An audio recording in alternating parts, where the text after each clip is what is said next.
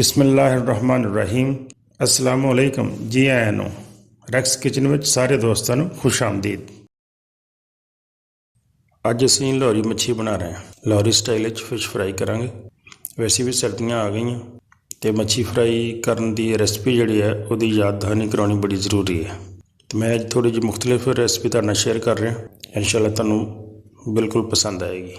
Racks kitchen में डमरा मच्छी Lahori style which fry करने का तरीका तुहानूं दसांगे। तो आओ फिर शुरू करिए। मैं डमरा मच्छी लई है, इसका वजन तकरीबन 400 ग्राम है। मसालों तुसीं आधी चम्मच नमक दी पा लो, आधी चम्मच लाल मिर्च पाउडर तो आधी चम्मच कुटी हुई मिर्च, आधी चमची हल्दी दी, आधी चम्मच धनिया पाउडर तो आधा चम्मच जीरा पाउडर, 1 चम्मच अजवैन का तो आधी चम्मच अदरक का पेस्ट तो आधी चम्मच लसन का पेस्ट, 2 चम्मच बेसन के पा लो तो 2 चम्मच ही कॉर्नफ्लोर के पा लो।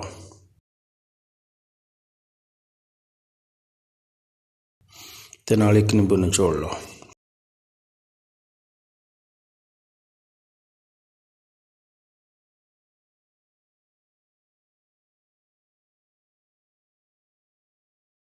मसाले साढ़े पूरे हो गए तो इन्हें सारे मसाले अच्छी तरह मिक्स कर लो।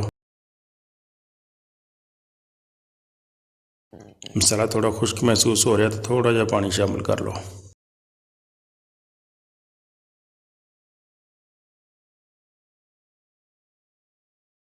मसाले में मिक्स करके कोई 4-5 घंटे वास्ते तुसीं इहनूं रख दो ताकि अच्छी तरह मैरीनेशन हो जाए। तो उस तो बाद असीं मच्छी नूं फ्राई करना है। तेल नूं गर्म करो तो एक एक करके मच्छी के पीस पा लो। मच्छी नूं पा के 2-3 मिनट तुसीं बिल्कुल नहीं हिलाना ताकि मसाला ना उतर जाए। तो 3-4 मिनट बाद तुसीं इहनूं हिला दिओ। जिहड़े दोस्त मेरे चैनल पर नवे आए तो मेरे चैनल को अजे तक सबसक्राइब नहीं किया तो उन्होंने अगे गुजारिश है कि मेरे चैनल को सबसक्राइब जरूर कर दिओ। चैनल को सबसक्राइब करना तो वीडियो को लाइक करना, दोस्तों ने शेयर करना बिल्कुल ना भुलिया करो।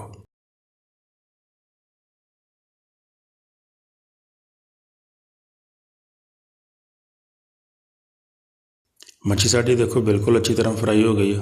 हुण इन्हूं अलग किसी बर्तन कढ़ लैने तो इन्हूं गरम गरम सर्व करते हैं।